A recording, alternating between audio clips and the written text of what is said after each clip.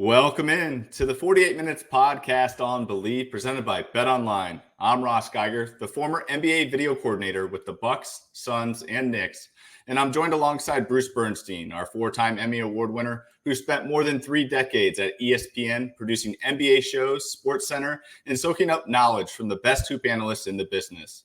Also joining us is the 2-time Emmy Award winner, Michael Worldby Freer, who is a senior writer at Stat Factor, specializing in writing advanced statistical NBA reports for various announcers across the league. And tonight, we've got a very special guest joining us from the reigning NBA champion Boston Celtics in center Luke Kornet.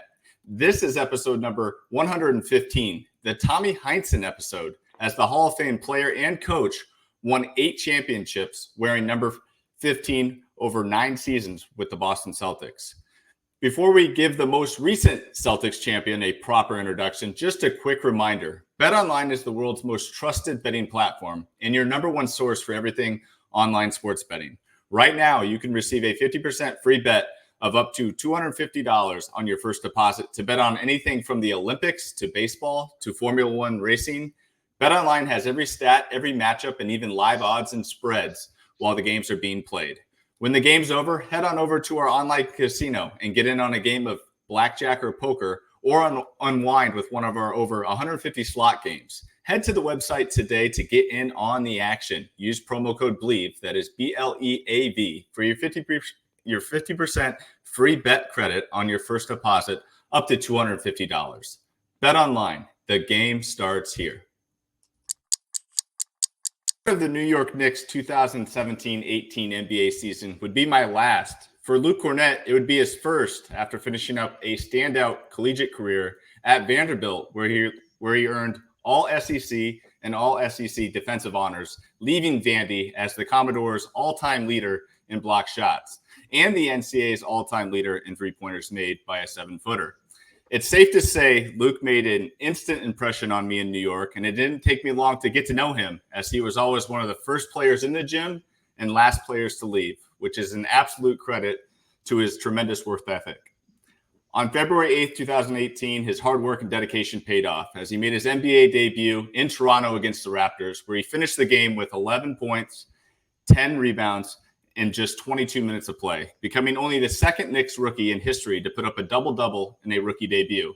And he was actually the first NBA player in history to knock down 3 three-pointers while swatting 4 blocks in his rookie debut. Not even Wemby could do that. He's now a 7-time NBA vet, and he just added another impressive notch to his career belt by becoming a 2024 NBA champion with the Boston Celtics. Luke, congratulations on earning your first ring. And thanks for joining us here on the 48 Minutes podcast. Yeah, no, thanks for having me. It's great to be here, and I appreciate it. So, Luke, first of all, happy belated birthday. You turned 29 a couple weeks ago, but you got your birthday present a month early when you won the chip. I'm the resident Celtic fan here on the show, so I wanted to just say congratulations to us. All right. So your career has taken you to 5 NBA teams, but the C's are the only one to reacquire you. We hear a lot about Heat culture or the Spurs culture, but the original NBA team culture was called Celtics Pride. So what is different playing for the Celtics as opposed to playing for some other teams from a cultural standpoint?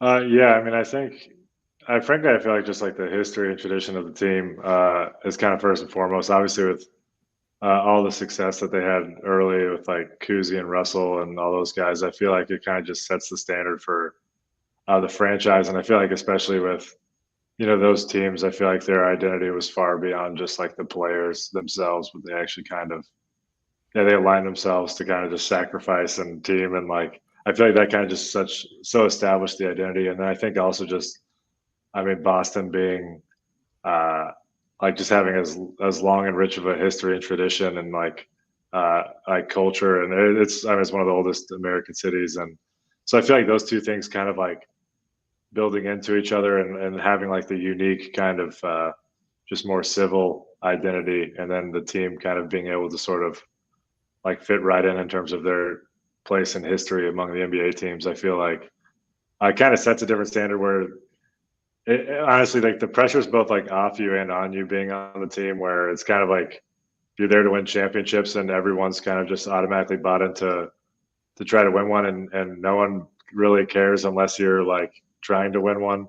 Whereas a lot of other franchises, I think, like aren't fortunate to have that kind of history, and also kind of aren't almost, I feel like, as enriched in like a local community that I don't know, like you're in Boston, you're not kind of like there to be a part of like this larger NBA world, but you're there to be a Celtic, and it's kind of like your identity kind of like is more about the team and that than like being an NBA. Even like, yeah, it's kind of a weird thing like that where I feel like, yeah, like the team itself is the identity, and it's so ingrained with the city, and it's so ingrained with winning that it's like you kind of have no choice but to sort of like fit in and try to do your part and trying to be a part of that. Hey, Luke, despite the Celtics' dominating performance this throughout the season, this past season, the way social media works and the way the word gets around nowadays, when you guys lost a playoff game during the series, all of a sudden on TV or on social media, there's questions about this team, their lack of quality competition, and so my question is, did you guys or your teammates, did they hear the criticisms that would come upon your teams if you lost game 2 of a playoff series, heaven forbid? Or is the focus on the team so strong, so one track that you just don't really pay attention to that stuff that we otherwise hear throughout the season? Yeah, I mean, you definitely, like you hear it, and it kind of, but it's kind of feels like it's happening around you more than like anything that ever was like inside the building, And I think something that Joe Mazzula, Joe did great was like I feel like we were just so focused kind of on the game at hand and doing our best to win the game at hand and being willing to be adaptable based on who's playing, what the other team's kind of throwing at you, and just like, yeah, just kind of staying in the moment from that perspective. Where it feels like we were always kind of working on something and working through something as we're going on the season, and that comes with like, I mean, when we were on like win streaks and stuff, you're just kind of like concerned about the next game, and you're not, like really trying to insulate yourself to like what actually do we need to hold ourselves accountable, and also when you got beat by 40, like you just accepted that for what it was, and like likewise just kind of move on from it. Yes, there's all the kind of noise and like all the stuff about like. Yeah, it's just so weird because you're just like trying to win the game at hand. I think even something about going through the playoffs and winning the championship is there's so many games that are tight and are difficult, and that sometimes you come out on the good side of them and sometimes you come out on the losing side of them. And like that Indiana series, for example, we went 4-0, and it felt like every single game could have very quickly gone the other way. And it's like, like so much was done to actually earn that win and to like respond and to overcome kind of the difficulties of it. But at the same time, like these other teams are great and doing a good job of kind of finding your weaknesses and trying to exploit them. So it's just like you just get kind of lost in the playing of the game and let that kind of be the thing that you're looking forward to and seeking after more than like any of these like larger kind of scale things, which it's funny because it actually makes winning a lot more sobering, I feel like. But it's kind of like the thing you're there to enjoy is kind of the time in the moment of winning the game and not like anything that kind of results from that. Now, Luke, there's no question Kristaps Porzingis was a huge addition and difference maker to this team this year. And you, of course, had the opportunity to first play with KP in New York. So I'm curious to get your thoughts on his development from the time you spent with him in New York compared to now in Boston. And did anything really stand out as far as things that had changed or, matured within his game? And I'm sure you played a big role in helping him feel comfortable within the Celtics system, having that familiarity as teammates from New York. Yeah, it was great to be back with him. It's funny because when I first came in, that was just like my rookie year. I was a two-way, and then he actually got hurt that year, and so I was out for pretty much all the time I was up with the team, and then the following year. But like, I obviously got to watch him through that. He ended up being an all-star in my rookie year, and so that was like definitely a part of his ascent. But I feel like between then and being able to see him in Dallas and then Washington and now with us, it was like you kind of just saw his game continue to like fine tune and get better and better, and just kind of realize exactly how to use his advantages, like where there's very little.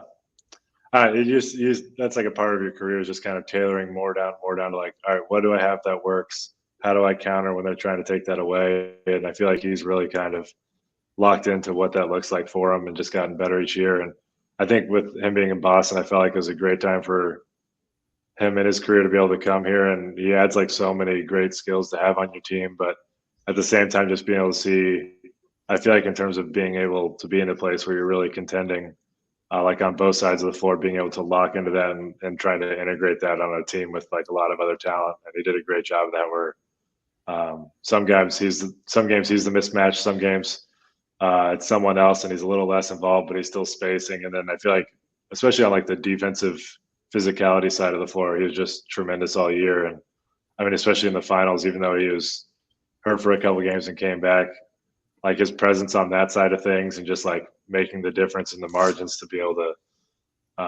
help kind of push us over the top was really cool. And yeah, and honestly, it's like I feel like we have a team of very inviting and welcoming guys where it's like we acknowledge all the skills that he has and try to just provide a place where it's like we trust you that you want to come help us win and help the team win. And I feel like just as the season comes along, it's just easier and easier to like, oh, where do I fit into that? And being able to find that. And it's honestly just like trusting that at the bottom of every guy is just a desire to compete and to win, and like kind of allowing that environment to sort of take over.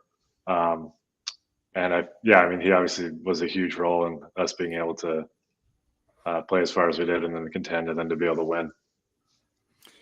You know, Luke, in Boston, when a team wins a championship, the exclamation point on the season is the duck boat parade. So what is your favorite memory from the duck boat parade last month? The parade was honestly overwhelming. Like I obviously like heard stuff about it and everyone talking about how great it'd be. And they're saying like 1 million people will be there. But like, honestly, we're coming out like kind of by the garden at first where we're all lined up. And I remember I was there and I had my wife and kids and some like family and stuff. And I was on the boat with Jordan Walsh, who's the rookie on the team this past year. And I was like, oh yeah, I'll be standing in the back obviously for a lot of the people, but like I'll probably go down and like check on the kids and all this stuff. And like the second you kind of entered out that first kind of thing, and it's just like a mass of people. And then the whole length for the thing, it's like 10, 15, 20 people deep the whole way for like a couple miles. And then when it opens up into a plaza, it was just like a sea of people. And the energy the entire time was kind of like never really dipped. I had a lot of fun because I started like doing some crowd work and really like trying to get chants going and stuff. Which was like, it was really fun. And it was such a weird experience where you realize like everyone's so passionate and excited to be there and like trying to see what works and what didn't work. So by the end of it, I started doing like a 1, 2, 3, counting all the way up to 18 type chant. That seemed to work pretty well. And I got to bring in Jordan Walsh so he was participating in it and getting people to go. And I feel like our duck boat was really, I mean, I'd be surprised to see. Obviously, people are probably way more excited to see other people. But in terms of like punching above our weight, I feel like we were doing a great job. And honestly, just like experienced the energy with everyone. And I mean, it was pretty overwhelming in terms of like, I feel like that was my favorite part of the entire championship experience. You did a hilarious interview with Abby Chan on NBC Boston before the parade, where she asked you about getting free meals in Boston, and your response actually turned Abby into a great straight woman. So I want to know, your mom's been a TV anchor in Nashville and has had a long TV career. And, news anchors, even though they deliver serious news and everything, they're performers, okay? So I just want to know, do you get your sense of humor from your mom, who's been entertaining viewers on TV for all these years? Probably I think there's something just in general in terms of like entertaining and trying to like being aware of that side of thing. That is definitely like just how she is personally even. And then also like just being on TV to make you a little more aware of it. But I just kind of love comedy like growing up, and I was a big like Saturday Night Live guy and like sketch comedy and comedians and everything. And I just like to try to make people laugh. And I don't know, those interviews, I feel like the season, I've finally gotten, I guess I did a little bit back in New York, very slightly, but like you get a little bit more comfortable and there's so many games and there's so much stuff and you actually just start being like more authentic and trying to have fun with it. Like, yeah, that interview is a lot of fun. A lot of the stuff with Abby this year was, I feel like, but then you don't want to get pigeonholed because that also happens. And then you're like walking in and they're expecting you to make you laugh. And so you got to like keep them in check sometimes. Be like, I'm not here to just make people laugh. I want to do this freely and on my own, volition. So there's a game to be played there because you don't want to just become the guy who's like, hey, man, make us. Yeah. So anyways, that's a little beside the point. But yeah, I don't know. I guess I don't really know where it comes from. I just enjoy people having a good time, and I try to make that happen. And I guess life is what it is, and now I'm here, and I try. I don't know. Yeah. All good. Now, Luke, I hope I got this right because I did a little bit of looking into it. I think this was the first season that you had the same head coach in back-to-back seasons in your career. Yeah, Coach Killer. Yeah. That isn't exactly where I was going with that, but I'll let you handle that. But so that means you had 2 years with Joe Mazzula, and his first year with the Celtics, it didn't seem like there were times it didn't seem like he was going to make it to year 2. The way people were sounding off about him and everything. And in the second year, you guys obviously won the championship. While you guys obviously had a dominating lineup of all-stars, I'm just curious from your perspective, how much of the success of the Celtics this season and last season too, honestly, but falls on Coach Mazzula? Yeah, I mean, well, first I just like to say I forced Brad Stevens into retirement. Is kind of how severe of a culture issue. Anyways, yeah. Yeah, so it's funny with all like the first year stuff. It's just like the situation he came into was a pretty crazy, unique situation. I feel like he did a great job, honestly, with our group in that season, and it's just a part of being the head coach of the Boston Celtics when you have all that experience. But I do feel like, I mean, this year, it's a funny thing with the coach where I feel like you obviously know certain things that they're doing that are helping your team win and provide. But I also feel like so much of the stuff kind of goes like unnoticed when a coach is actually doing their job well. It's just like everyone's kind of able to just operate more smoothly, and like the assistant coaches are doing a better job of being able to do their job, and the players are feeling just more kind of confident about being able to do their job on the court. And I feel like kind of in terms of addressing all the different places along the ladder of kind of a coach's responsibilities, he's done a great job. And I feel like kind of just the vision and the focus that we had, that was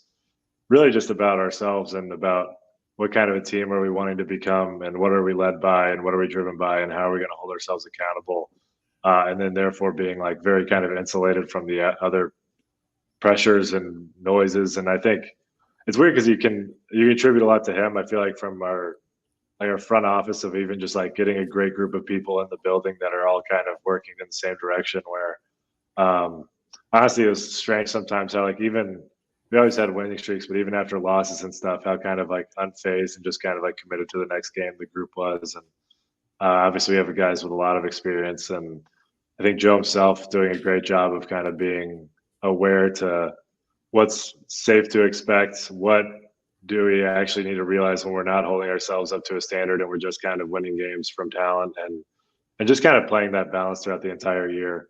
And then also in the moments where he felt like he did a poor job of it, he would be the first person to like own up and like admit it in front of the team. And I feel like that kind of just gives the freedom to everybody where stuff doesn't really like accumulate and build up throughout the season. Yeah, it's honestly it's one of those things where it's like you also don't even know like the thousands of conversations and decisions that are going on that no one even knows about or hears about, and decisions that like aren't being made, that I feel like is a lot of the job of being a coach too. So yeah, you just kind of get the final product of where the season ends up resulting. And it's funny because like I'm sure he'd be the first one to admit there's a lot of stuff that he did poorly and ways that he like did, I don't know, it's like some stuff gets noticed if you're doing well, and then some stuff doesn't get noticed that you're actually doing poorly, and that you realize you need to kind of do better. But you just kind of trust that into next year he'll kind of hold himself to a higher standard and try to just take that team for what it is, and just totally, us all kind of rowing in the same direction, knowing that that's like a whole start to a new year. Now, before we hit the break here, while we're on the topic of coaching, Luke, one of your top assistants, Charles Lee, landed his first head coaching opportunity with the Charlotte Hornets this summer, and I'm sure that's a little bit bittersweet for you guys. But what can Hornets fans and the Hornets organization, expect from a guy like Coach Lee? What can you tell us about him?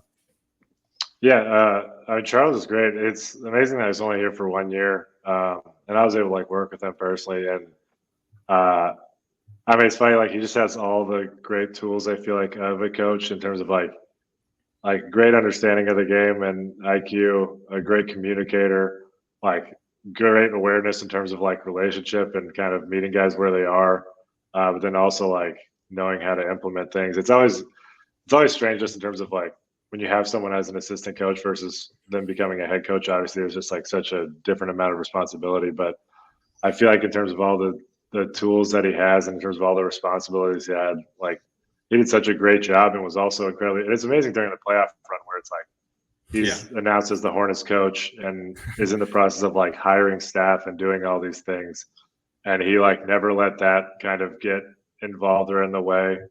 And just kept doing his job in Boston well, where it's you kind of trust everything about his abilities to do the job and that the person that he is. And also just knowing that he's going to go into that situation and using his tools, be able to just understand what the situation of their team is, what aspects he's going to be a part of need to focus on, but also the greater vision of where you want to take that and just his ability to implement that is, I mean, it'll be cool to see from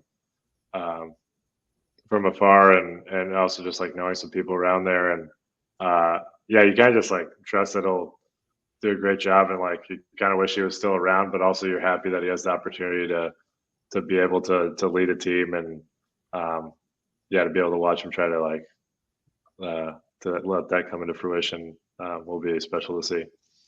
Yeah, I can't imagine having high pressure game plans and practices with the Boston Celtics, and then in his free time, obviously, like you said, trying to add to his staff, make calls to some of the players on the Hornets to kind of get to know them better. That's a lot to have to deal with. So happy to hear that he's getting his hard-earned opportunity and seems to be a good fit for Charlotte. Well, we're going to take a quick break here and come back with you for the second half with Luke Kornet. All right, welcome back. Luke, you really have a remarkable family. Your dad played NBA ball. He played internationally. As I mentioned, your mom is an award-winning news anchor in Nashville. Your sister, Nicole, played college ball at Oklahoma, UCLA. She's been in a few movies, including Space Jam with LeBron James, where she talked smack to him and then beat him in a shooting contest after that. And your older brother, John, was also a baller. So growing up, how competitive were all three of you guys against each other? I mean, did you just have knockdown, drag-out games in the driveway or wherever you guys would ball? All right, to be honest, not really, but sort of. We always played a lot of sports together, and we were always playing basketball or football or baseball or whatever it was. But honestly, so my brother's 4 years older, and then my sister's 2.5 years younger than him. Where the gap there was kind of there'd still be a little chippiness between them. But then, frankly, my sister is 1.5 years older than me, and she was always a lot more talented than I was. And I would basically play up with her grades teams, and she would be our best player, and I would be just a younger kid who was kind of on the team for most of it. So we would play together a lot, but it was never really that of a competitive thing because I was just out there having a good time and being the younger brother. I don't know. So we played a ton, and I feel especially me and my sister being closer in age, where we played a lot of sports together and we're kind of on a same more competitive level. But it was more just shooting contests and some stuff like that. My dad, I think, once we got to a certain age too, was we never played one-on-one or anything like that because I think he knew it would kind of get into fights. And also the one time we did, I ended up breaking my ankle when we were trying to dunk each other on a 7-foot goal. So it's Wow. I think it's kind of looking out for us in the long run. But it's definitely very, very helpful, I feel to have my older brother. I remember driving around with him to go play pickup or go just find goals to kind of go shoot on and play on and try to dunk on by the time we were getting to a certain age.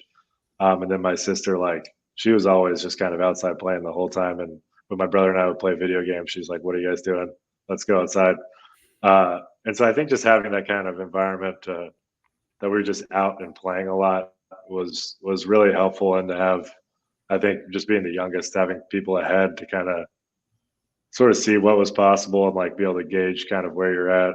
I felt like I was able to kind of just take the back seat, and I just ended up developing later on by the time everyone's out of the house kind of that I think just playing against the older kids and the older talent and all that stuff kind of helped me figure out the game that by the time I physically caught up, everything kind of came together at the right time. But I was just kind of along for the ride and enjoying it, frankly.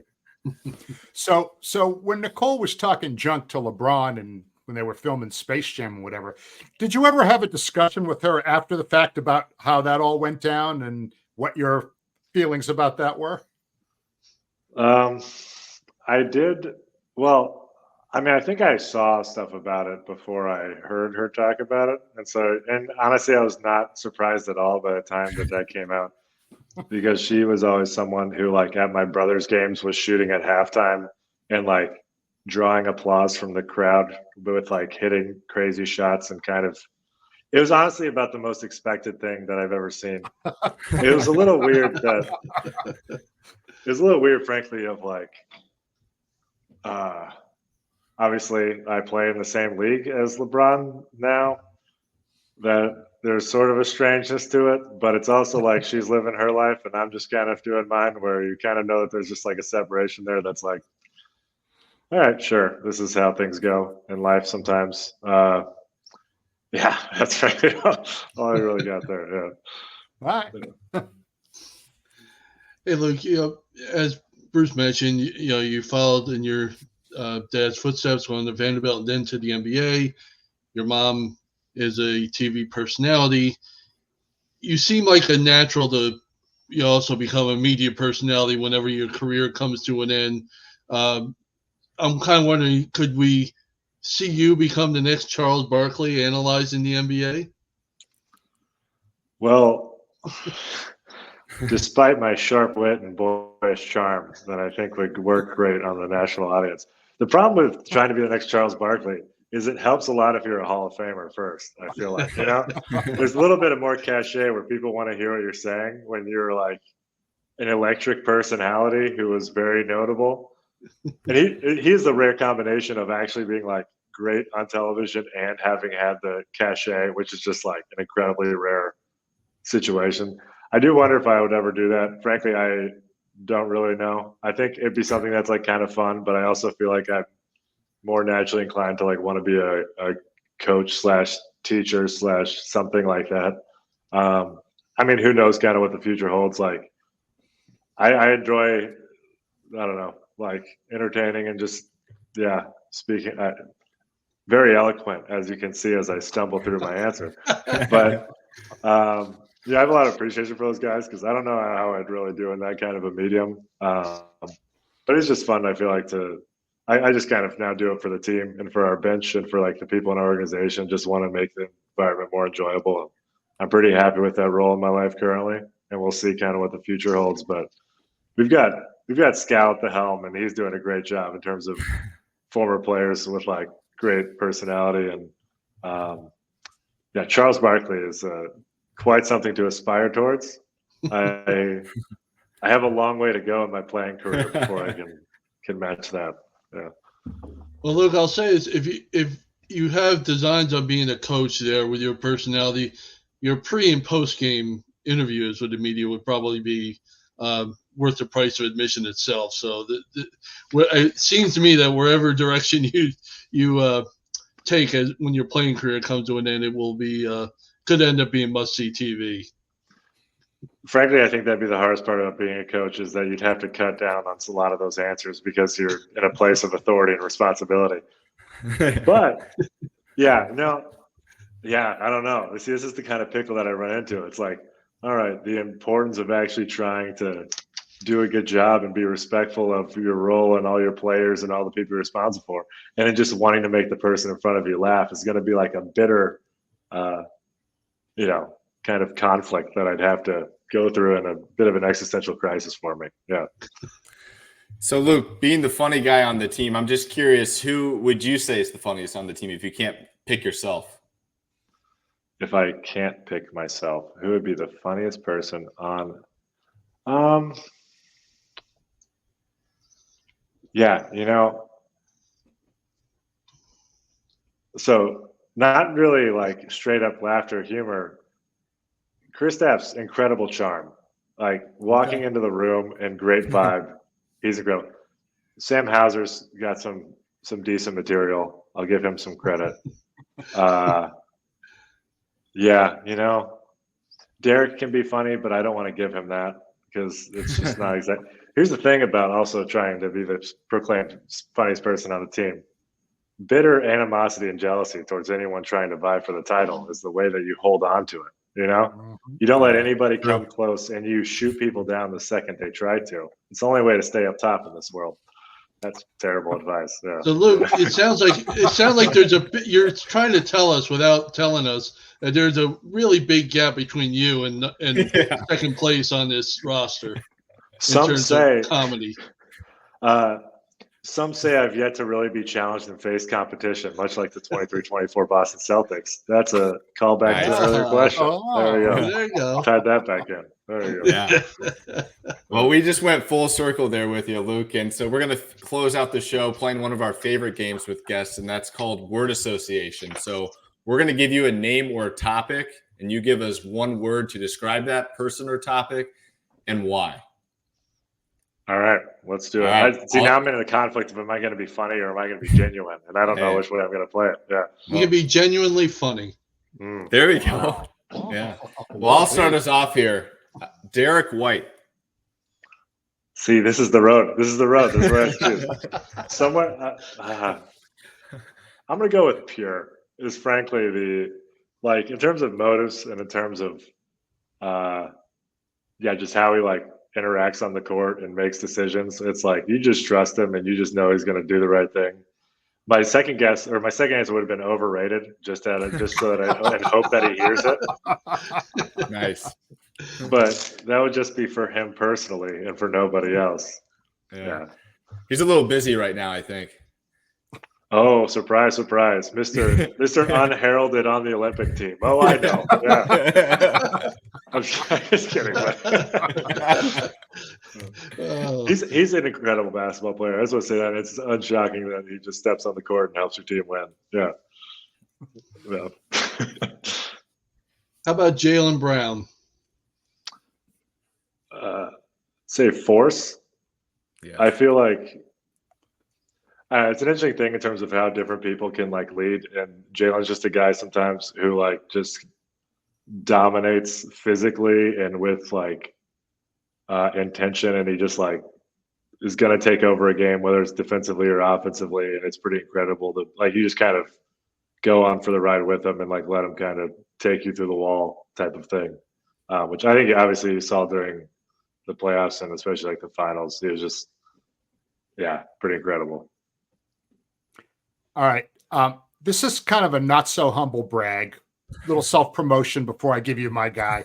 On Wednesday, I'm hosting a kids event at the Basketball Hall of Fame called Hoop Hall Hangouts. And my guest is a Celtics legend. And the name of the person is Cedric Maxwell. I think presence. I feel like he every time we see him, obviously he's around the team with his work, and I don't know, you just always feel kind of uplifted when he walks in and feels like he's a guy who's generous with his time and effort and energy, and he just kind of has a great energy about him that I think kind of lifts the room. What about Al Horford?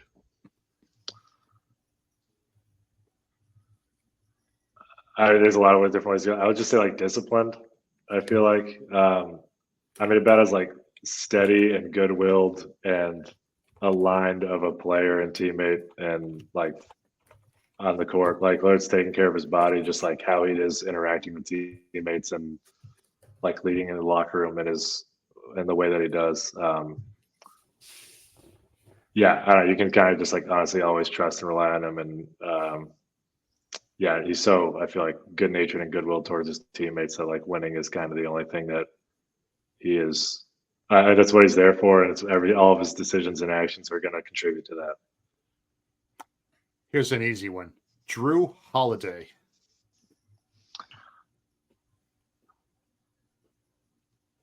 Man, yeah.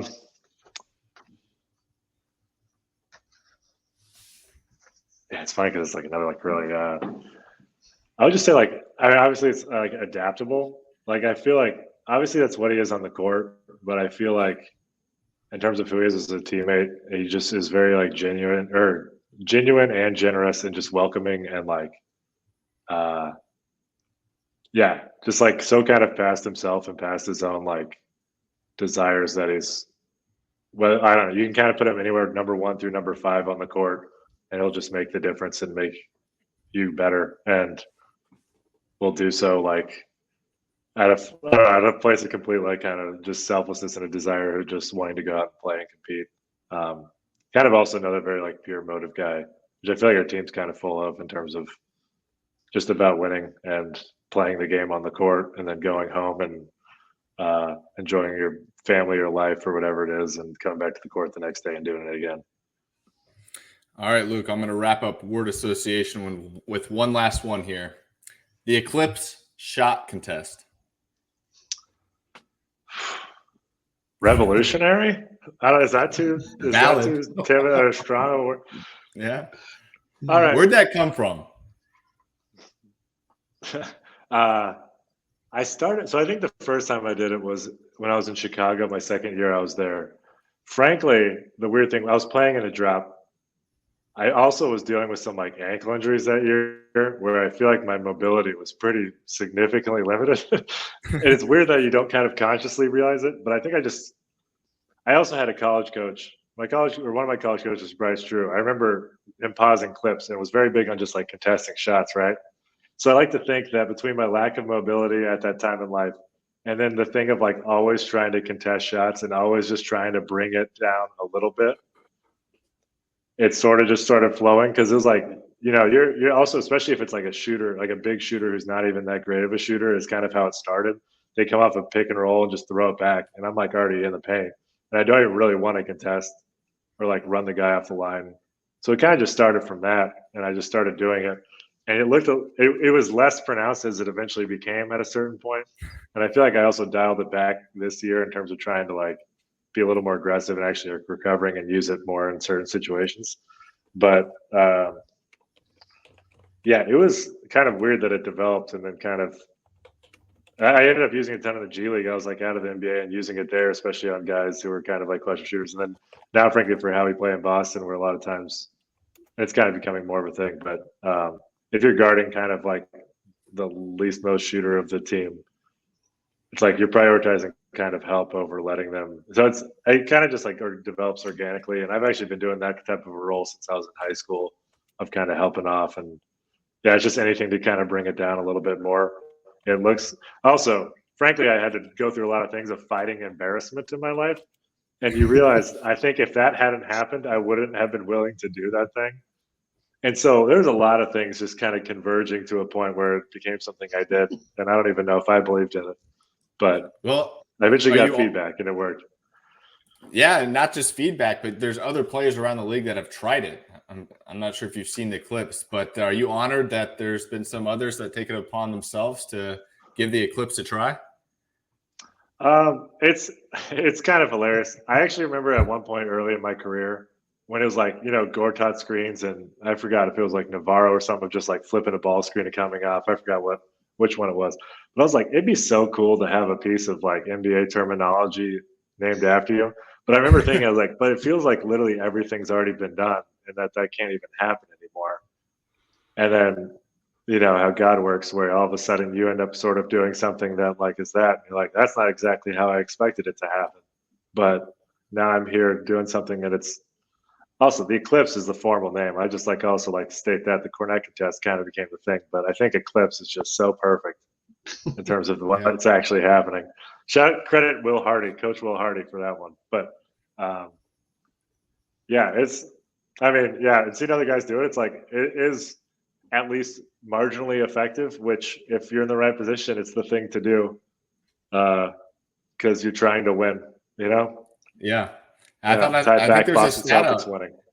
I think there's a stat out there that shooters shot 28% when the technique is used on the shots that they've charted so far on that. So it seems Yeah, to I be know effective. at one point it was definitely that, and I don't know if someone's kept track. I think someone within our analytics group has sort of done something on it, at least enough where they haven't come and told me to stop it. So I guess I know that it's not a negative thing. Yeah. For sure. Well, Luke, we want to thank you once again for joining us here on the 48 Minutes podcast here tonight. We know that this has been a marathon 2 seasons for you. I mean, back-to-back finals appearances. Are you getting used to the shorter off seasons? To be honest, it's the one thing I miss from my tenure in New York when I was there. Man, we were April 11th. We were like, that day we were out of here. Now it's like, man, it was like June 20 something after the parade, and you're like, oh, it was a much swifter turnaround. But I think it's something you're willing to trade off in the end. Yeah, absolutely. Well, congratulations once again on winning the NBA title this year, and thanks for joining us here. We really appreciate you coming on the show. Yeah, thanks, guys. I appreciate it. Awesome. Well, with that will do it for this edition of the 48 Minutes podcast on Believe, presented by Bet Online. Thanks for tuning in, and we'll be back with you next week to be sure you're up to date in 48 on all things around the association. Take care, everyone.